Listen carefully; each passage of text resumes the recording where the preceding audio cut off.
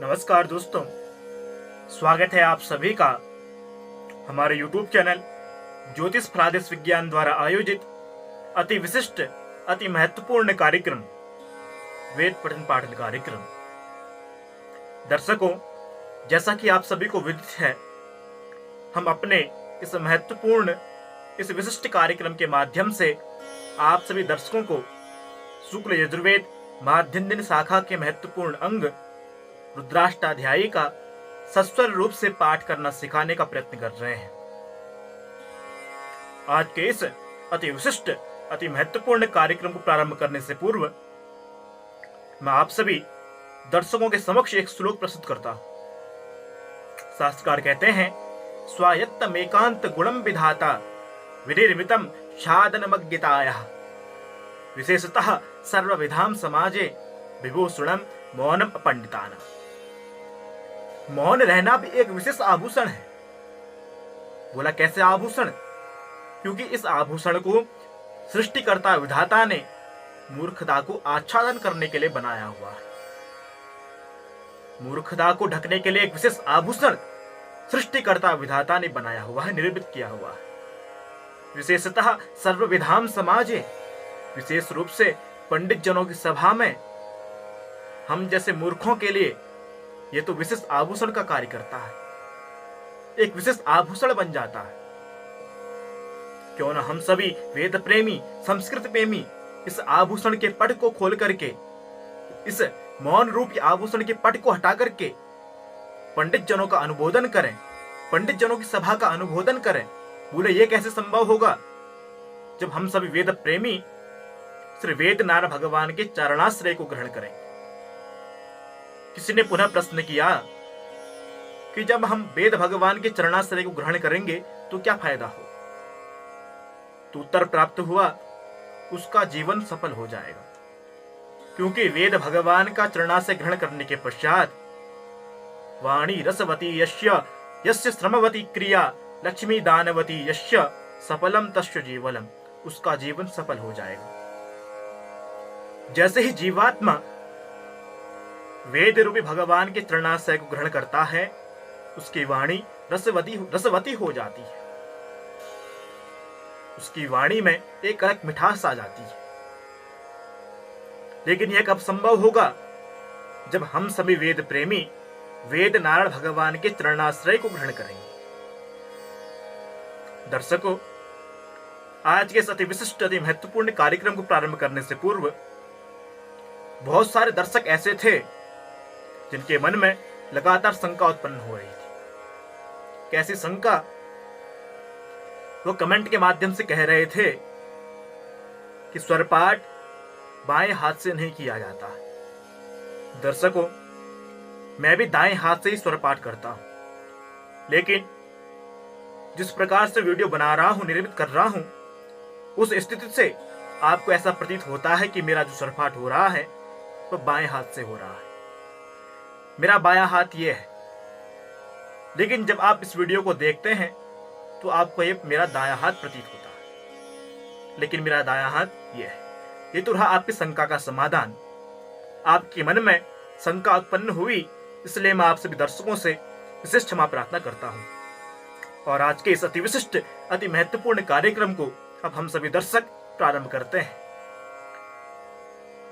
दर्शकों, कार्यक्रम प्रारंभ करने से पूर्व एक सूक्ति जो मैं प्राय कहता हूं, अभ्यास सारणी विद्या बुद्धि कर्मानुसारणी। निरंतर अभ्यास करने से ही अवश्यंभावी सफलता प्राप्त होती है। आते हैं मुख्य कार्यक्रम में। आज मैं आपको 3 मंत्र सिखाने का प्रयास करूंगा। इन 3 मंत्रों के साथ स्वस्ति वाचन का जो कार्यक्रम हमारा चल रहा है यह संपन्न हो जाएगा। इसके पश्चात मैं आपके समक्ष एक तंत्र रूप से स्वस्ति वाचन पाठ लेकर के उपस्थित होऊंगा, मंगलाचरण और सस्वर रूप से। और दर्शकों, यदि आप वेद प्रेमी हैं, सस्वर रूप से वेद पाठ सीखना चाहते हैं, तो हमारे YouTube चैनल ज्योतिष प्रादेश विज्ञान को सब्सक्राइब करना मत भूलिएगा। क्योंकि हमारा YouTube चैनल आपके समक्ष ज्योतिष से संबंधित या वेद से संबंधित प्रत्येक वीडियो समय समय पर लेकर के उपस्थित होता है। आते हैं आज के इस मुख्य कार्यक्रम में। मैंने आपको सतमिन्नु सरदो यहाँ तक सस्वर रूप से पाठ करना सिखाने का प्रयत्न किया है। यदि आप निरंतर अभ्यास कर रहे होंगे तो निश्चित रूप से आपको कुछ न कुछ हमारे इस कार्यक्रम से सीखने को प्राप्त हो रहा होगा। इसमें कोई दो राय नहीं, इसमें कोई दो मत नहीं है। अगला मंत्र है अदिति द्यौर अदिति। इसको हम सीखने का प्रयास करते हैं। आपने लगातार हमारे कार्यक्रम देखे हैं तो आप अभी तक उदात्त, अनुदात्त और स्वरित स्वर पहचानना सीख गए होंगे। इस मंत्र को हम समझते हैं। इसमें आप देख रहे होंगे जो अ है, आपके स्क्रीन पर मंत्र दिख रहा होगा। अ में आप देख रहे होंगे तो इसके ऊपर कोई स्वर नहीं बना हुआ है, ना नीचे कोई स्वर बना हुआ है। ये कैसा स्वर है? तो ये स्वर है उदात्त स्वर। इसकी शुरुआत कहां से होगी? तो इसकी शुरुआत ऊपर से होगी। शुरुआत करते हैं दी। दी में हम रुके क्योंकि दी स्वरित स्वर है। अदिति। यहाँ पर आप देखेंगे उदात्त, अनुदात्त, स्वरित, इन तीनों स्वरों की पहचान इस शब्द में आपको हो जाएगी। अदिति। अ में स्वर नहीं है, उदात्त है। दी में स्वर है, स्वरित है। ती में स्वर है, वह अनुदात्त स्वर है। ये आप समझ जाएंगे इस शब्द से। अब पूरे मंत्र को हम देखते हैं। अदिति द्यौरदितिरन्तरिक्षमदितिर्माता स पिता स पुत्रः।